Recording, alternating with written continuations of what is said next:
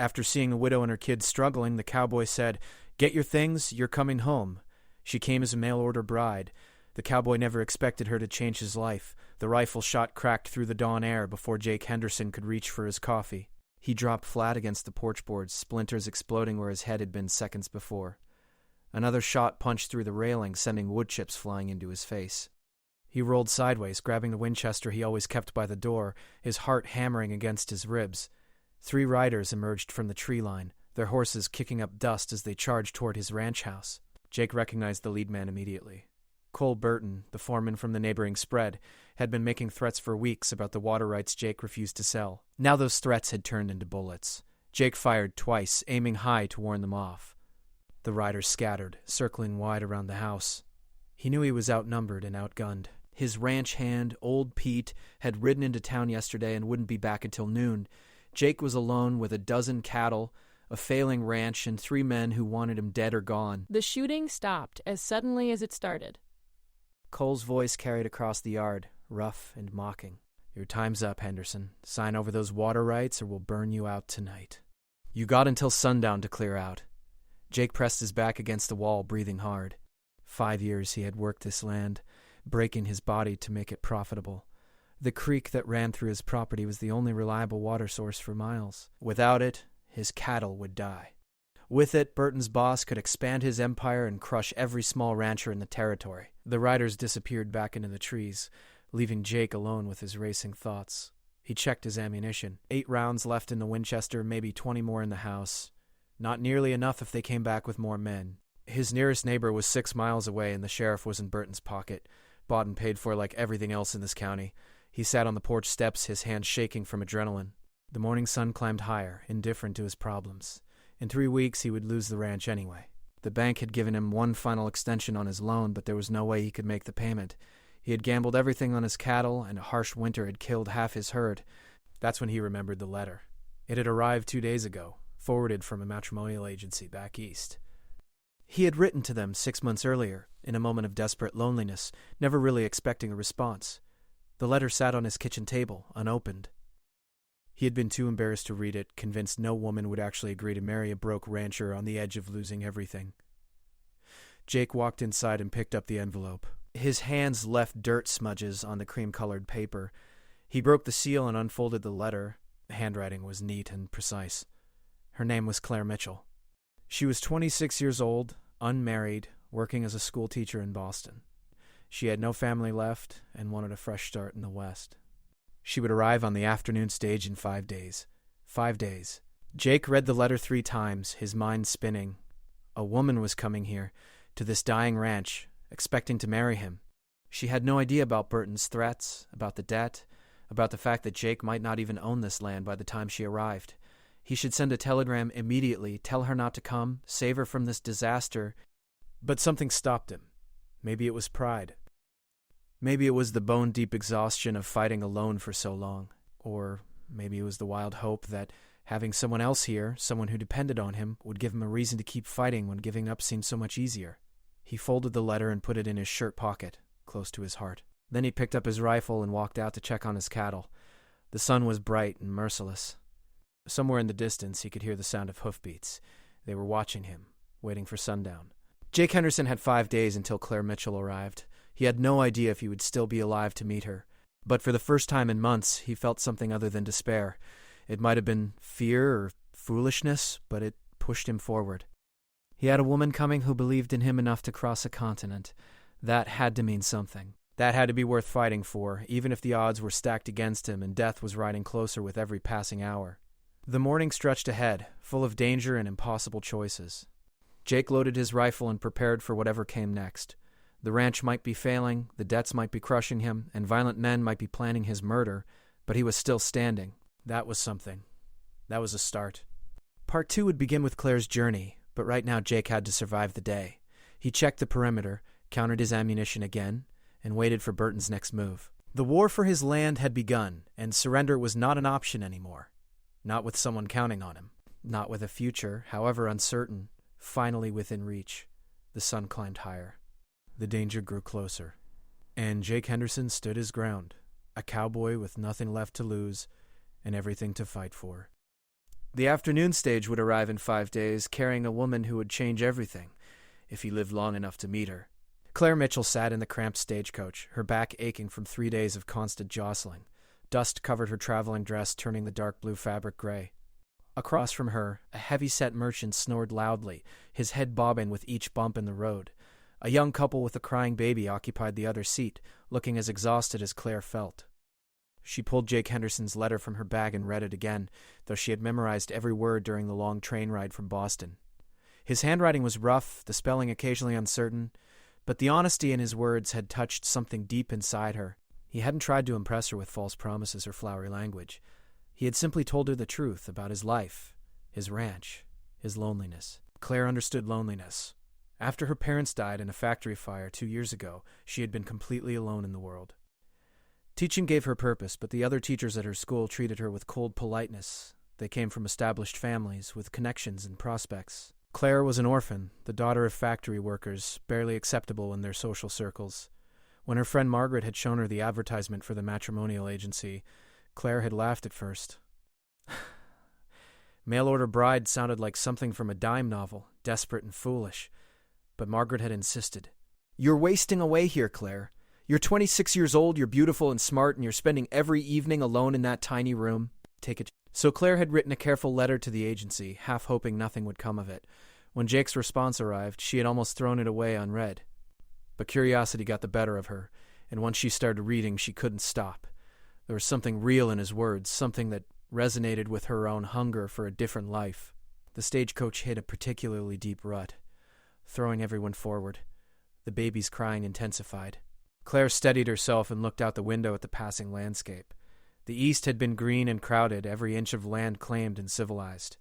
Out here, the world was vast and empty, stretching to horizons she could barely imagine. It frightened her and thrilled her in equal measure. She had brought everything she owned. 2 trunks of clothing, a box of books, her mother's jewelry, and $300 saved from 5 years of teaching. It wasn't much, but it represented security, independence. Jake's letter had mentioned debts and difficulties, though he had been vague about the details. Claire had decided that her savings would be her wedding gift, a way to start their marriage as partners rather than as master and dependent. The merchant across from her woke with a snort. He looked at Claire with bleary eyes. "You headed to Silver Creek, miss?" Claire nodded. "Yes, sir." He shook his head. "Rough town. Rougher territory. You got family there?" "I'm getting married," Claire said, lifting her chin slightly. The merchant's eyebrows rose. "Mail-order bride?" You made it sound like an accusation. Claire met his gaze steadily.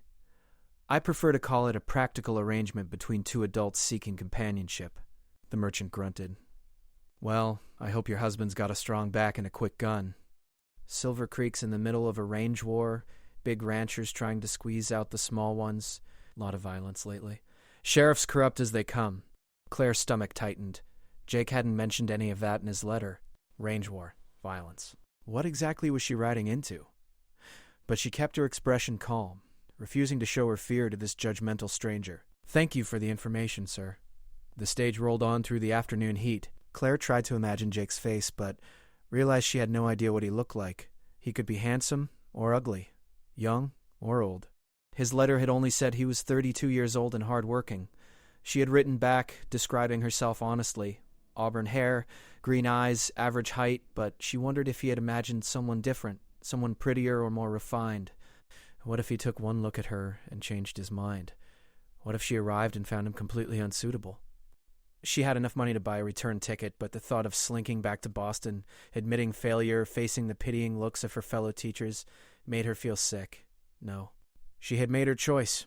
She would see it through, whatever came. She was done being passive, done letting life happen to her. This was her chance to be brave, to build something new, even if it meant walking into danger, even if it meant marrying a stranger. The sun was setting when the stage finally rolled into Silver Creek. Claire pressed her face to the window, trying to see everything at once. The town was smaller than she expected, just one main street lined with wooden buildings, a saloon, a general store, a bank, a hotel. Men in dusty clothes and wide-brimmed hats moved along the boardwalks. Horses tied to hitching posts swished their tails at flies. The stage lurched to a stop in front of the hotel. The driver climbed down and opened the door. "Silver Creek," he announced. "End of the line." Claire stepped out carefully, her legs stiff from sitting. The heat hit her immediately, dry and intense. Dust swirled around her skirts. She looked around, searching for a man who might be Jake Henderson, but no one approached her. The driver hauled her trunks down from the roof and set them on the boardwalk. "You got someone meeting you, miss?" "Yes," Claire said, though doubt crept into her voice. "My fiancé, Jake Henderson."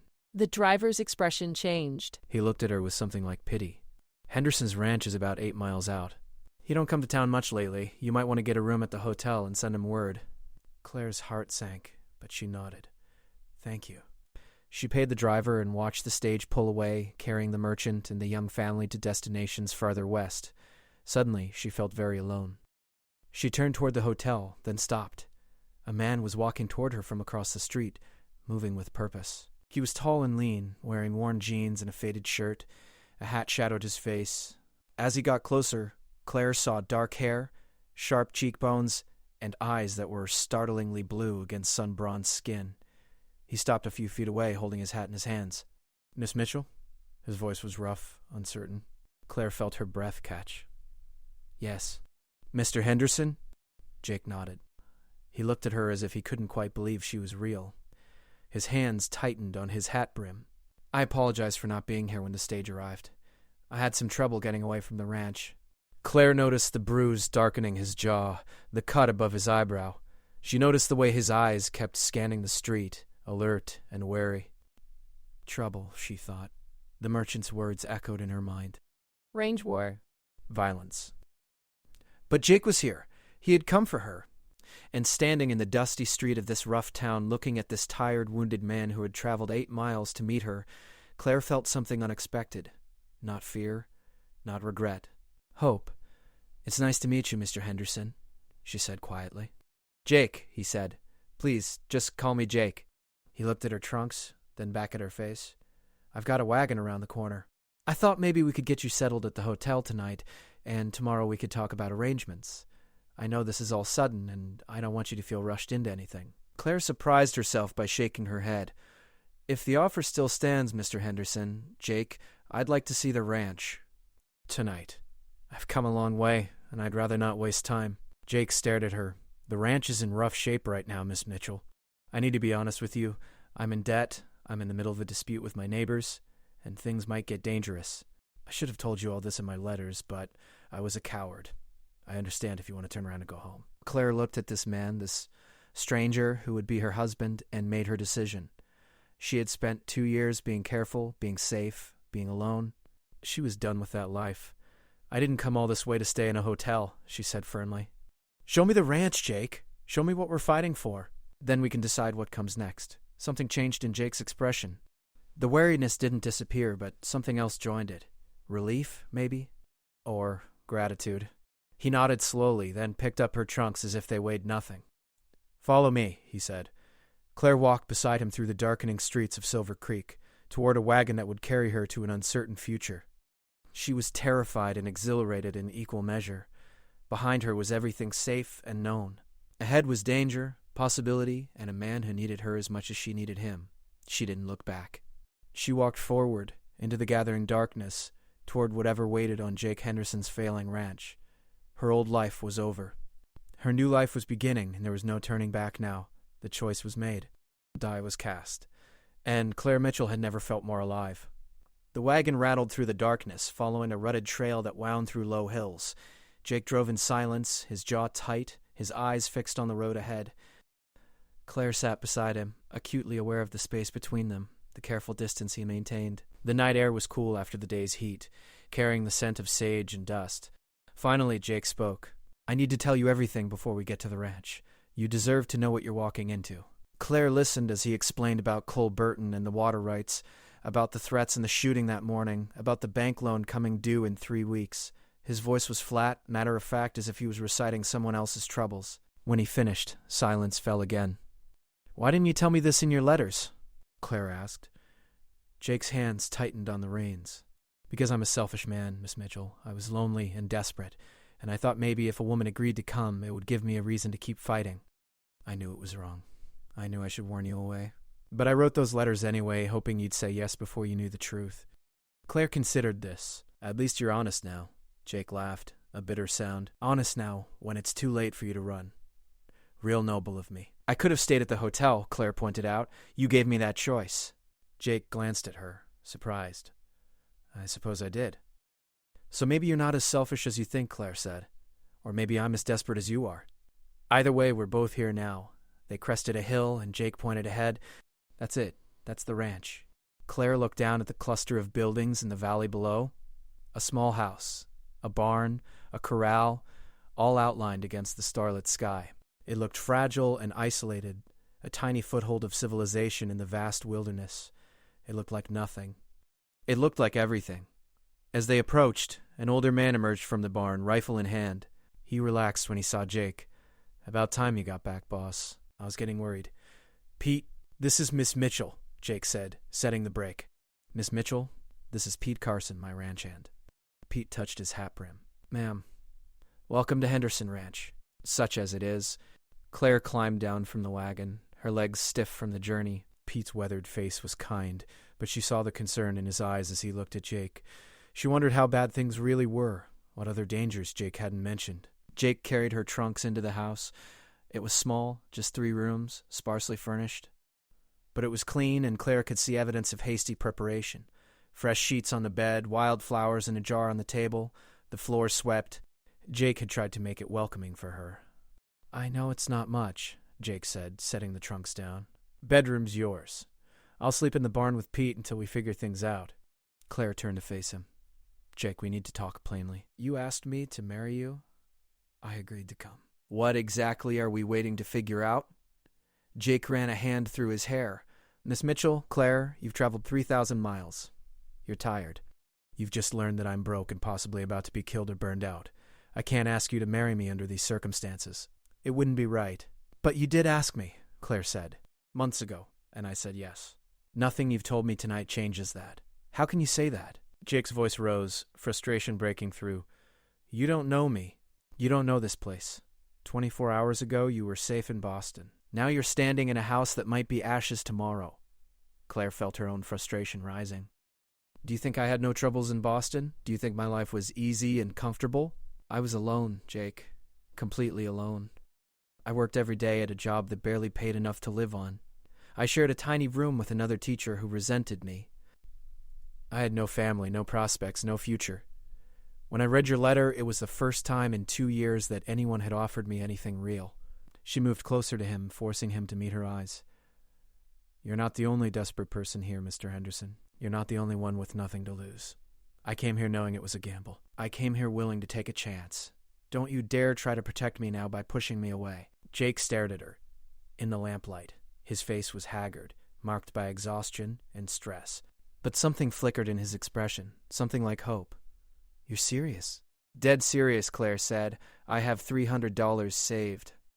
It's not enough to pay off your bank loan, but it's something. I can cook, I can shoot if you teach me, I can help with the ranch work. I'm not some delicate flower who'll faint at the first sign of trouble. I'm here, Jake. I'm staying. Unless you tell me you don't want me. The silence stretched between them. Claire held her breath, suddenly terrified that he would reject her, that her boldness had been too much. Then Jake spoke, his voice rough. I want you. God help me, I want you to stay more than I've wanted anything in years. Then ask me properly, Claire said. No more doubt. No more guilt. Ask me.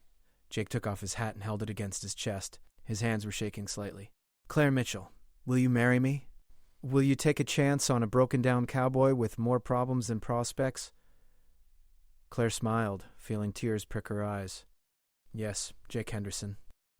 I will. They stood looking at each other in the small bare house.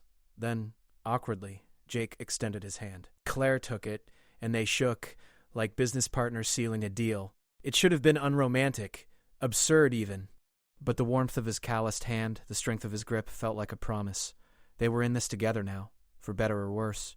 Pete knocked on the doorframe. Sorry to interrupt, boss, but we should talk about security. I don't trust Burton to wait until sundown, like he said. Jake nodded, releasing Claire's hand. He turned to her.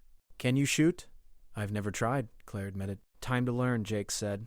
He reached for his Winchester. Pete, show Miss Mitchell how to load and fire a rifle. I'll check the perimeter. Claire found herself standing in the barn an hour later, learning how to sight down a rifle barrel, how to squeeze the trigger rather than pull it, how to compensate for kickback. Her shoulder ached from the recoil, and her ears rang from the noise, but she kept practicing until Pete nodded approval. "You'll do, Miss Mitchell. You've got steady hands." When she returned to the house, Jake was nailing boards across the windows, barricading them in. The reality of the situation hit her then, sharp and cold. Tomorrow, or perhaps even tonight, men might come to kill them or burn them out. This wasn't an adventure from a book. This was real danger, real violence. "Are you scared?"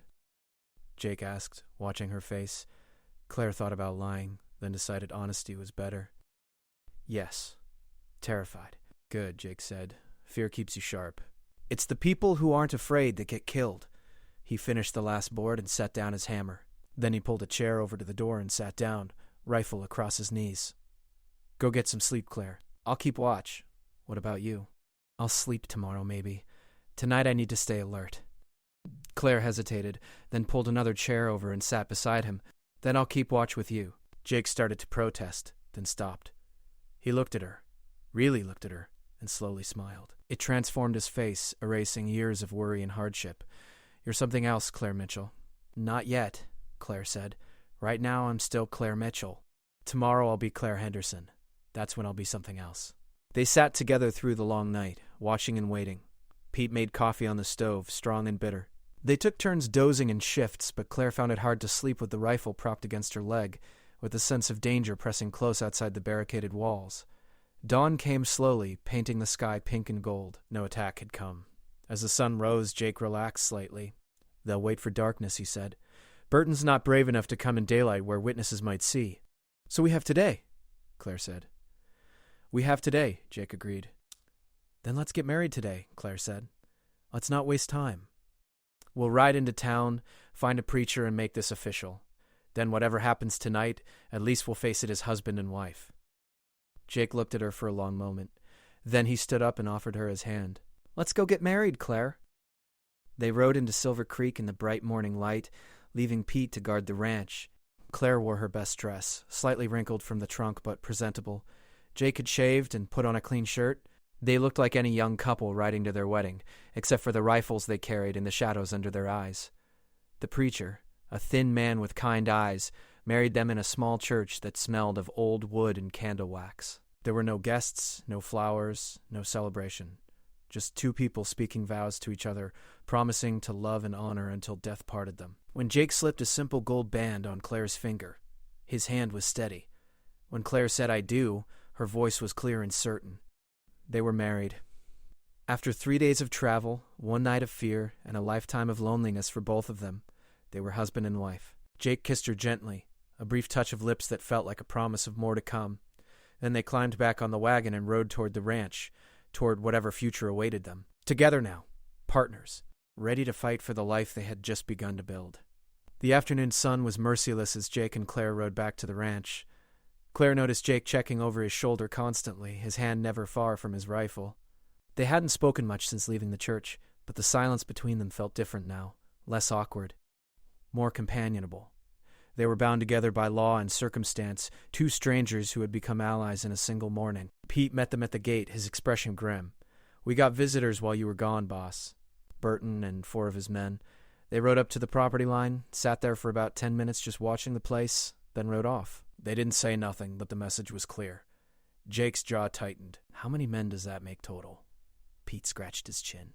"Burton brought different men than yesterday. If I had to guess, I'd say he's got access to maybe a dozen guns. His boss, Garrett Price, owns the biggest ranch in the territory. He's got 30 hands at least, and most of them aren't cowboys, if you catch my meaning." Claire climbed down from the wagon. "Gunmen, you mean?" "Hired killers." Pete looked at her with respect. "Yes, ma'am. That's exactly what I mean." Inside the house, Jake spread a crude map on the table.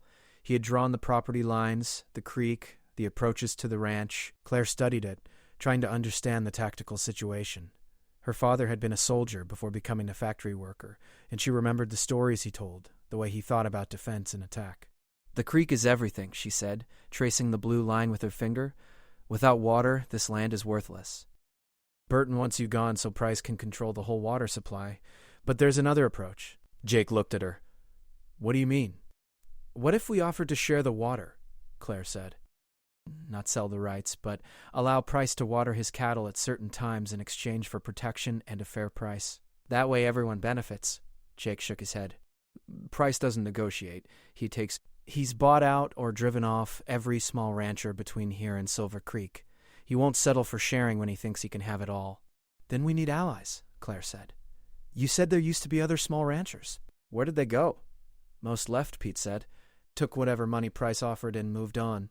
But a few are still around, barely hanging on. Ben Cooper has a place 15 miles south.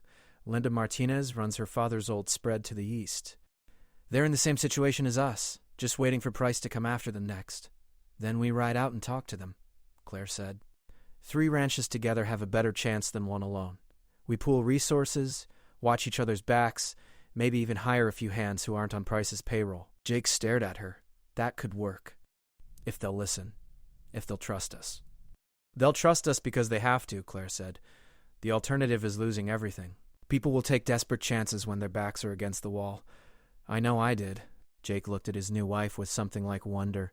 You've been here less than 24 hours and you're already thinking like a rancher. I'm thinking like someone who wants to survive, Claire corrected. There's a difference. They spent the rest of the afternoon preparing. Pete would stay at the ranch while Jake and Claire rode to visit Ben Cooper. It was risky leaving the property, but they couldn't afford to wait. Every day, Price grew stronger and more confident. As sunset approached, Jake saddled 2 horses. Claire had changed into practical riding clothes, pants, and a shirt borrowed from Pete's spare things.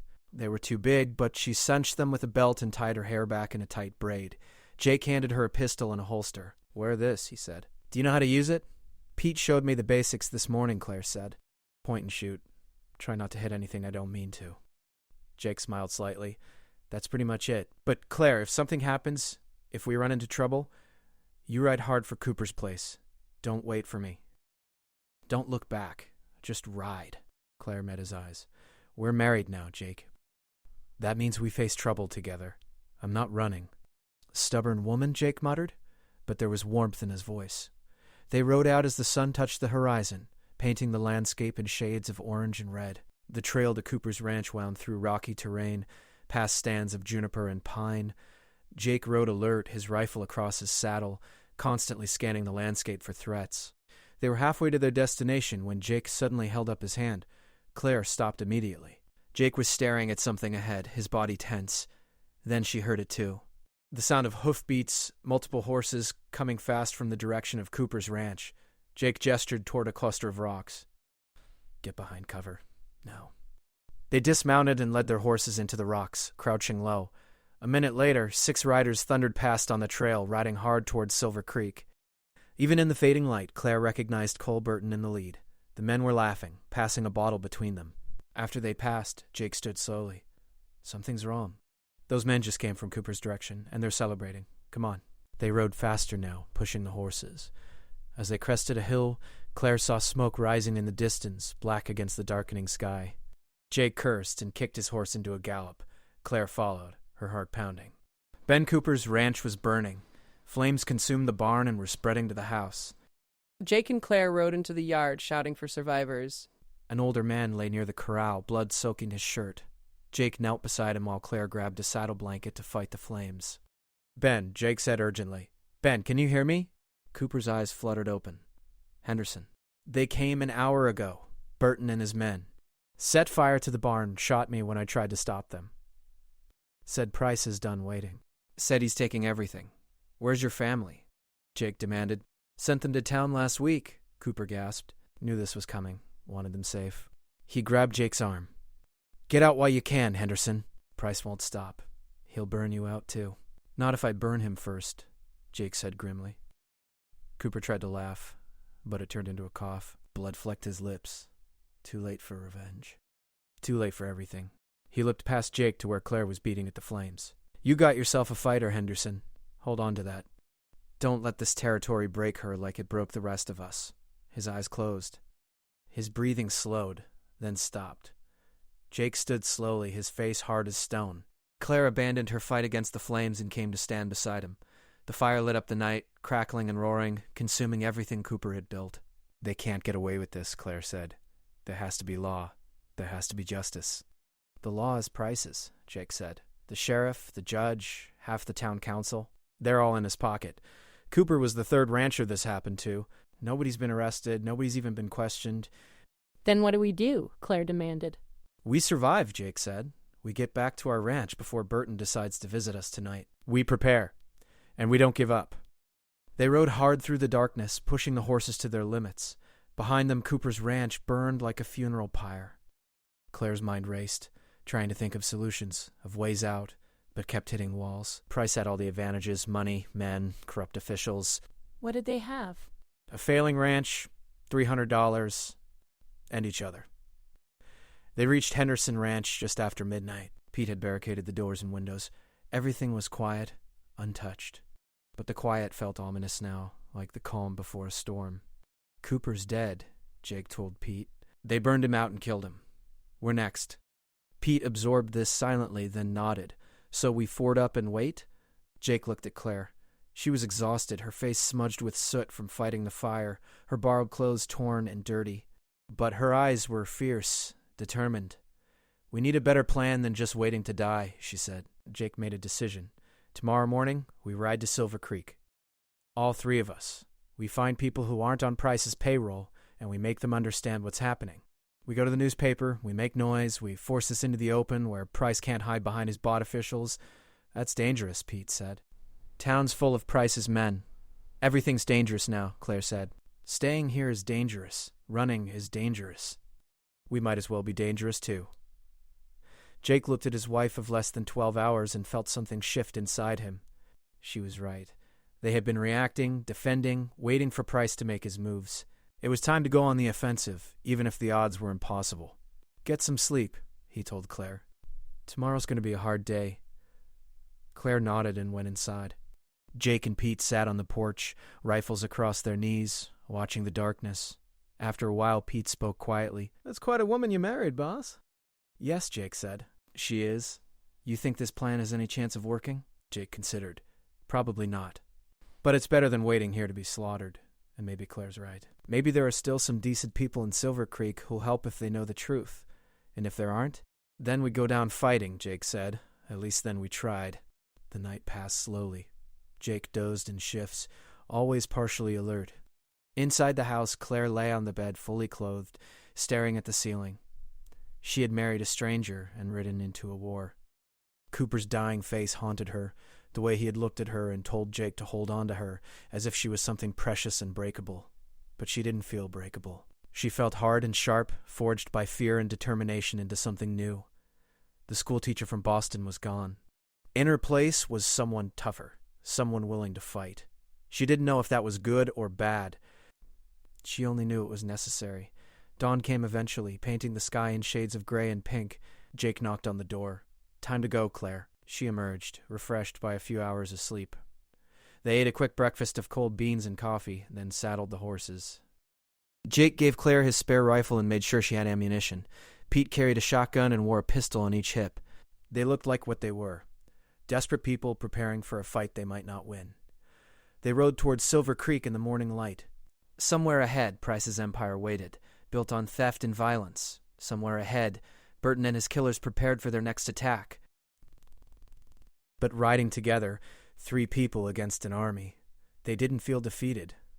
They felt dangerous. And that was something. That was a start. The war wasn't over. It was just beginning. And they were done being victims. Silver Creek looked different in the harsh morning light. What had seemed quaint and frontier charming yesterday now felt menacing.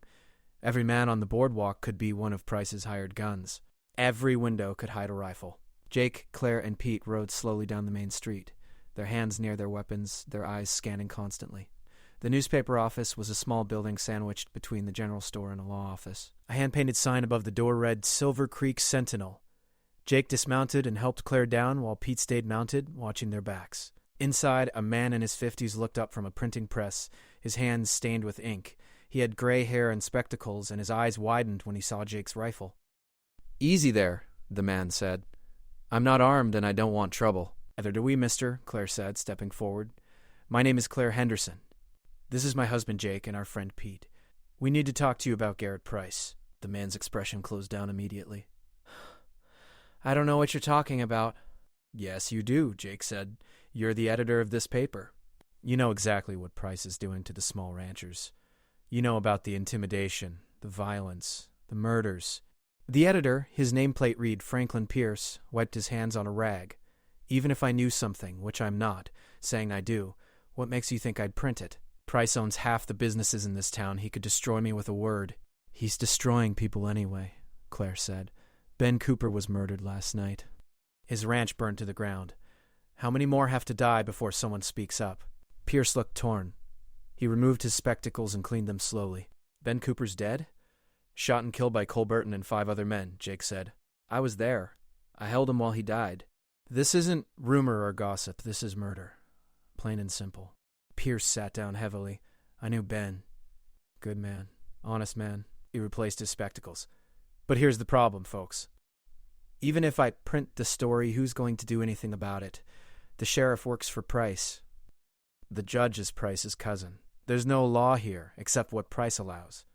Then we make new law, Claire said. We go over their heads. We send letters to the territorial governor, to newspapers in Denver and San Francisco. We make enough noise that someone with real authority has to investigate. Pierce looked at her with something like admiration. You're new here, aren't you, Mrs. Henderson? Arrived yesterday, Claire admitted. Maybe that's why I still believe justice is possible. Pierce stood and walked to his front window, looking out at the street. 6 months ago, I would have helped you. I wrote an editorial questioning some of Price's land deals. 2 nights later, someone threw a brick through my window with a note attached. It said the next thing through that window would be a torch. I have a wife and 2 daughters. I backed down. Jake felt disappointment settle like a stone in his stomach. So you won't help us? I didn't say that, Pierce said quietly. He turned to face them. I said I backed down. That doesn't mean I stopped being angry about it. Give me your statement about Cooper's murder. Give me details, dates, names. I'll print it. But I need you to understand something first. What? Jake asked. When this paper comes out tomorrow, Price will know I betrayed him, Pierce said. He'll come for me just like he came for you, so if I do this, if I commit professional suicide and maybe real suicide, I need to know you're in this fight for real. I need to know you won't run at the first sign of trouble. Claire stepped forward and extended her hand. We're in it, Mr. Pierce, all the way. Pierce shook her hand, then Jake's. All right, then. Let's start a war we probably can't win.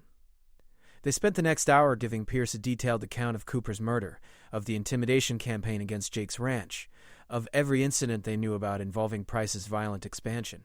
Pierce wrote furiously, asking sharp questions, building a case in print that would be irrefutable. When they finished, Pierce read the article back to them. It was damning, laying out a pattern of violence and corruption that couldn't be ignored. This goes to press tonight, Pierce said. Tomorrow morning, everyone in Silver Creek will read it, and by noon, Price will probably kill me. Then you come to our ranch, Claire said. All of you, your wife and daughters too. We'll ford up together. There's safety in numbers. Pierce considered this. You'd risk sheltering us? We're already targets, Jake said. A few more people won't make much difference. And you're risking everything to help us. It's the least we could do. Pierce extended his hand again. Deal. I'll bring my family out tonight after the paper's printed.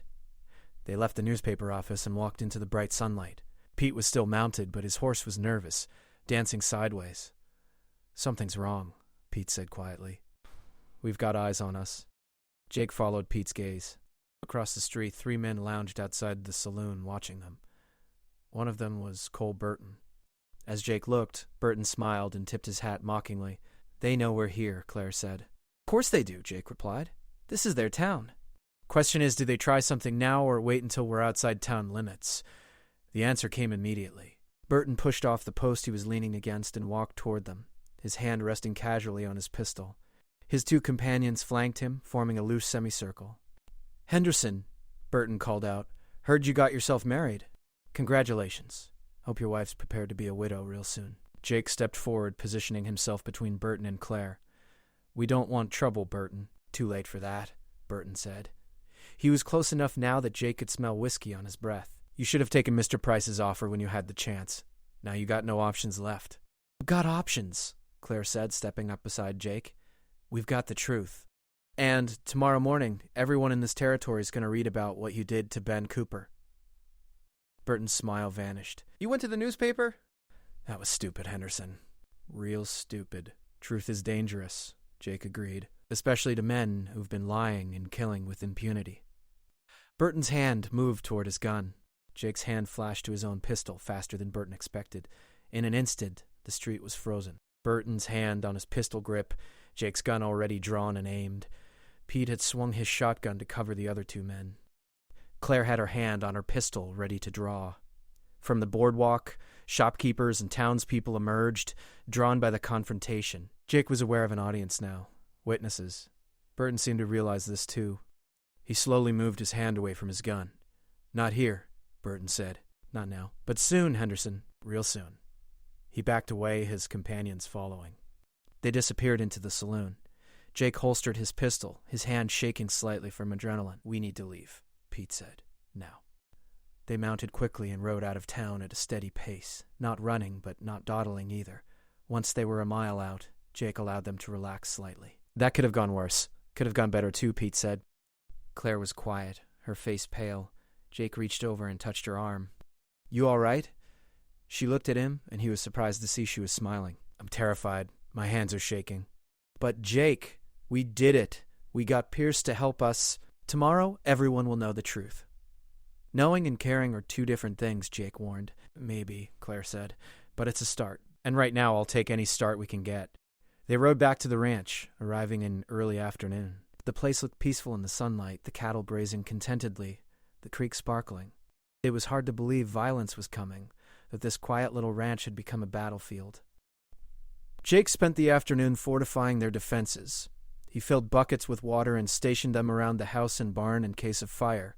He checked ammunition supplies and loaded every gun they owned. Pete repaired weak spots in the corral fence and moved the horses closer to the house. Claire worked in the kitchen preparing food that could be eaten cold if necessary. She also filled canteens and assembled medical supplies, bandages, and whiskey for wounds. The domesticity of the tasks contrasted sharply with their purpose. She was preparing for war while performing the duties of a frontier wife. As evening approached, a wagon appeared on the trail. Jake grabbed his rifle, then relaxed when he recognized Franklin Pierce driving. Pierce's wife sat beside him, a thin woman with worried eyes. Two teenage girls rode in the back, surrounded by hastily packed belongings. "They came faster than I expected," Pierce said as he climbed down. "After you left, one of Price's men came to the office. Told me if I published that story, they'd burn my press in my house. Didn't seem wise to wait around." Jake helped unload their belongings. "You did the right thing." "The paper will still come out?" "Set typed this afternoon and ran 100 copies before I left," Pierce said. "I gave them to people I trust to distribute. By dawn, that story will be all over Silver Creek and beyond." "Then tomorrow, things get interesting," Pete said. They spent the evening preparing. Pierce and his family settled into the spare room. Jake gave Pierce a rifle and showed him defensive positions. The two girls, despite their fear, showed courage. The older one, named Elizabeth, asked Jake to teach her to shoot. Her younger sister Sarah helped Claire with preparations. As night fell, they gathered in the main room. 8 people now, instead of 3. Jake looked around at the unlikely collection of defenders. A broke rancher, a schoolteacher turned rancher's wife, an aging ranch hand, a newspaper man, and his frightened family. Against them, Garrett Price's wealth, Burton's killers, a corrupt system that protected the powerful. The odds were impossible. The situation was desperate. But Jake felt something he hadn't felt in months. Hope. Not the naive hope that everything would work out, but the stubborn hope of people who refused to surrender, who would fight even when fighting seemed futile. "They're coming tonight," Pete said. "I can feel it." "Let them come," Claire said. She stood beside Jake, her hand in his. "We're ready." Jake looked at his wife, of barely 24 hours. She had transformed everything. Her arrival had given him a reason to fight. Her courage had inspired others to join them. She had come as a mail-order bride, a stranger seeking a fresh start. She was becoming something far more important. A partner, an ally, a reason to survive. Tomorrow, the story of Price's crimes would spread through the territory. Tomorrow, they might burn or die or win. But tonight, they stood together in a small ranch house, armed and ready, refusing to be victims. It wasn't much, but it was everything. The final battle was coming, and they would face it on their terms, together, undefeated in spirit, even if the world crushed them. The story wasn't over. The fight had just begun. And Claire Henderson, the mail-order bride who changed everything, stood ready for whatever came next. The attack came at midnight. No warning, no ultimatum. Just the sudden explosion of Molotov cocktails hitting the barn, flames erupting in the darkness. Jake was up and moving before the second bottle landed, shouting orders, grabbing his rifle. Pete burst from his position near the corral, returning fire at the muzzle flashes in the darkness. Claire herded Pierce's family into the safest corner of the house while simultaneously loading rifles with practiced efficiency she had learned only days before. The barn was fully ablaze now, lighting up the night like daylight. Jake could see them clearly. 8 riders, maybe more, circling the property, firing at the house. Cole Burton's voice carried across the chaos, drunk and mocking. "Come out, Henderson. Let's finish this like men." Jake fired through a gap in the boarded windows, aiming carefully. One rider fell from his saddle, screaming. The others scattered momentarily but regrouped quickly. They were coordinated, professional. This wasn't a mob of cowboys. These were trained gunmen. Claire appeared at Jake's side, rifle in hand. "The barn's lost. We need to keep them away from the house." Jake nodded, admiring her calmness under fire. Pierce joined them, his hands shaking but his aim steady. Together they maintained a defensive perimeter, forcing the attackers to keep their distance. But Jake knew they were losing. The barn was gone. The corral fence was burning now. Eventually the house would catch fire too, and they would have to choose between burning alive or running into a hail of bullets. Price had the men, the ammunition, the advantage. This was always going to be the outcome. Then, impossibly, Jake heard something that changed everything. New gunfire, but from behind the attackers. Confusion rippled through Burton's men as they found themselves caught between two forces. Jake risked a look through the window and saw riders charging from the east, at least 6 of them, firing at Price's gunmen. "That's Linda Martinez," Pete shouted. "And that's her crew." She came. The small rancher Jake had mentioned to Claire, the one they hadn't had time to visit. Somehow she had heard about their situation and brought help. Burton's men, caught in a crossfire and losing the advantage, began to retreat. Burton himself wheeled his horse, screaming orders, but his hired guns were already running. Jake and Pete burst from the house, pursuing the retreating attackers. Claire wanted to follow but stayed to protect the Pierce family, covering their position. The gunfight raged for another 10 minutes, then suddenly ended as the last of Burton's men disappeared into the darkness. Linda Martinez rode into the firelit yard, her rifle still smoking. She was in her 40s, weathered and tough, wearing men's clothes and a determined expression. "Henderson," she called out. "You all right?" "We're alive," Jake said, breathing hard. "Thanks to you." "How did you know?" "My foreman was in Silver Creek when you talked to Pierce," Martinez said. "He rode straight to my place and told me what was happening. Figured if Price was coming for you tonight, you might need help." "You figured right," Jake said. He looked at the burning barn, at the scattered bodies of fallen attackers. "This isn't over. Price will come harder next time." "No, he won't," Martinez said, "because tomorrow everyone knows what he's been doing. Tomorrow we form a ranchers association, all the small outfits that are left. We pool resources, hire proper security, make ourselves too expensive a target. Price can intimidate individuals, but he can't fight all of us at once." Claire emerged from the house, checking to make sure the fighting was truly over. She walked up to Martinez and extended her hand. "Thank you for saving our lives." Martinez shook her hand firmly. "Thank your husband for having the guts to stand up to Price. Most of us have been too scared. Seeing you fight gave us courage." Over the next hour, they dealt with the aftermath. 2 of Price's men were dead, 3 wounded and captured. Pete tied up the prisoners while Jake and Martinez's crew put out the remaining fires. The barn was a total loss, but the house and most of the outbuildings survived. Pierce had been scribbling notes throughout the fight. Now he looked up, his face flushed with excitement. "This is huge. Price's men attacked. We have witnesses. We have prisoners. This isn't hearsay anymore. This is documented proof." "Will it matter?" Claire asked. "You said the sheriff works for Price." "The territorial governor doesn't," Martinez said. "I have contacts in the capital. Once this story gets to them with evidence, they'll have to investigate. Price has been operating in the shadows. Once we drag him into the light, his power evaporates." Jake felt exhausted, adrenaline crash hitting him hard. He sat down heavily on the porch steps. Claire sat beside him, taking his hand. "We actually survived," she said quietly. "First round," Jake said. "There'll be more." "But we're not alone anymore," Claire pointed out. "Look." Jake looked around the yard. Martinez and her crew, Pierce and his family, Pete, and a dozen other people who had started arriving as news of the fight spread. Neighbors he barely knew, townspeople who had been too scared to act, they were gathering now, drawn by the story of resistance, by the proof that Price could be fought. As dawn broke, more people arrived. Small ranchers, shop owners, families who had been pushed around by Price's empire. They brought food, ammunition, offers of help.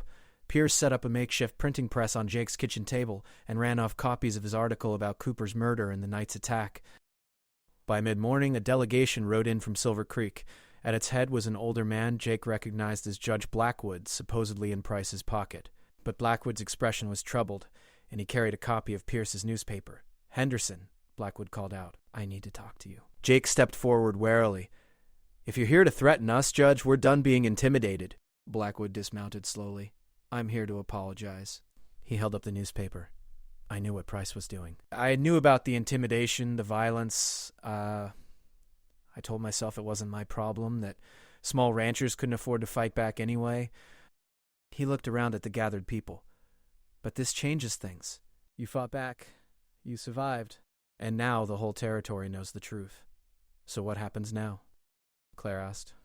"Now I do my job," Blackwood said. "I'm issuing warrants for Garrett Price, Cole Burton, and every man who participated in last night's attack. I'm also requesting assistance from the territorial marshal. This has gone too far. Will the warrants stick?" Jake asked skeptically. "Or will Price's money make them disappear?" "That depends on whether you all keep fighting," Blackwood said. "If you back down, if you scatter, Price will crush this like he's crushed everything else. But if you stay united, if you keep pressure on, make it impossible to ignore, then maybe, just maybe, justice has a chance." Martinez stepped forward. "We're forming a ranchers association. Every small outfit in the territory. We're done being picked off one by one. I want to join," someone called from the crowd. A small rancher Jake knew by sight, but not by name. "Me too," called another voice, then another. Within an hour, they had 40 names on a charter, 40 ranchers and families pledging to support each other, to pool resources for defense, to stand together against Price's aggression. It wasn't an army, but it was a start. Jake found himself at the center of something he never expected. A movement. People looked to him for leadership, for decisions. Claire stood beside him, equally involved, equally respected. The mail-order bride and the broke rancher had become symbols of resistance. Garrett Price himself arrived at sunset, riding with a dozen men, including the territorial marshal. Jake tensed, expecting violence, but Price came under a flag of truce. He was a massive man in his 60s, expensively dressed with cold eyes that missed nothing. "Henderson," Price said, "you've caused me considerable trouble." "You've caused everyone else considerable trouble," Jake replied. "Murder, arson, intimidation, that's done now." Price smiled, but it didn't reach his eyes. "You think 40 poor ranchers can stand against me? I have money, political connections, hired guns. I could crush you all." "But you won't," the territorial marshal said. His name was Samuel Carson, and unlike the local sheriff, he had a reputation for honesty. "Because as of this morning, Garrett Price, you're under investigation by the territorial government. Any further violence, any intimidation, and you'll face federal charges."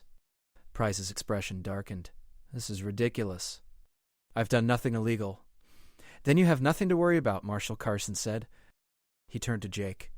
"Mr. Henderson, I'm deploying deputies to protect the ranchers who filed complaints. Price and his men won't be bothering you further." Price stared at Jake with pure hatred. "This isn't over, Henderson. Even if I go down, I'll make sure you go down with me." Jake met his gaze steadily. "I'm already at rock bottom, Price. You can't hurt me anymore. But you're up high, with a long way to fall. I think I'll enjoy watching." Price wheeled his horse and rode away, his men following. The marshal stayed behind, organizing protection details and taking statements. As night fell, the yard was still full of people, planning, organizing, building something new from the ashes of fear and isolation. Claire found Jake sitting by the ruins of the barn, staring at the destruction. She sat beside him, shoulder to shoulder. "You did it," she said. "You beat him." "We beat him," Jake corrected. "You, me, Pierce, Martinez, everyone. Alone we would have died. Together we survived. What happens now?" Jake thought about the bank loan coming due, about rebuilding the barn, about all the practical problems that hadn't disappeared just because they won a battle. Now we work, we rebuild. We try to make this ranch profitable enough to keep. Claire pulled out a folded paper from her pocket. About that, she handed it to him. It was a deed transferring ownership of the Martinez ranch to a collective trust. She's doing the same thing we should do. Pool the land, share resources, work cooperatively. No single owner means no single target. "That's brilliant," Jake said. "That's survival. Claire replied. She leaned against him. I've been your wife for 2 days, Jake Henderson. In that time, we've been shot at, almost burned alive, and started a revolution. I'd say we're doing pretty well. Jake laughed, actually laughed, for the first time in months. You're insane, you know that? Takes one to know one, Claire said. She turned to face him. I came here as a mail-order bride, expecting a quiet life on a ranch. Instead, I got war, danger, and a husband who refuses to quit no matter the odds. I wouldn't change a single thing. Jake kissed her then, properly, not the brief ceremonial kiss from their wedding, but a real kiss full of relief and gratitude and the beginning of something deeper. When they pulled apart, Claire was smiling. Come on, she said. Let's go inside. We have a ranch to save, a community to build, and a life to live. But first, we need sleep. Tomorrow brings new challenges. They walked back to the house hand in hand, passing groups of people still talking and planning. Pierce was writing another article. Martinez was organizing patrol schedules. Pete was teaching someone to shoot. All around them, people who had been isolated and afraid were becoming a community, united by shared danger and shared purpose. Inside their small house, Jake and Claire finally found a moment alone. They sat at the kitchen table, drinking coffee, too tired to speak but not wanting to be apart. Outside, their new community continued its work. Inside, two people who had been strangers 3 days ago sat together in comfortable silence, partners in every sense of the word. The mail-order bride had changed everything. She had brought courage when Jake had none left, hope when hope seemed foolish, and a stubbornness that refused to accept defeat. In 2 days, she had transformed from a frightened schoolteacher into a frontier warrior, from an uncertain bride into an equal partner. Jake looked at his wife and saw the future.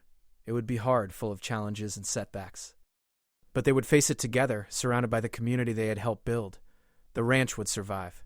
They would survive. And maybe, just maybe, they would thrive. Claire caught him staring and smiled. What are you thinking? Jake took her hand. I'm thinking I wrote to that matrimonial agency expecting nothing. I'm thinking I got a miracle instead. Miracles have to be fought for, Claire said. Nothing comes easy. No, Jake agreed. But that makes it worth more when you win. They sat together as dawn approached, exhausted and victorious and alive. Two people who had taken desperate chances and found each other in the process. The cowboy had expected nothing when he asked for a mail-order bride. Got a partner, a warrior, a woman who changed his life and saved his ranch and refused to back down when everything seemed lost. It was more than he deserved. It was everything he needed. And as the sun rose on their 3rd day as husband and wife, Jake Henderson finally believed that maybe, against all odds, they were going to make it. Together.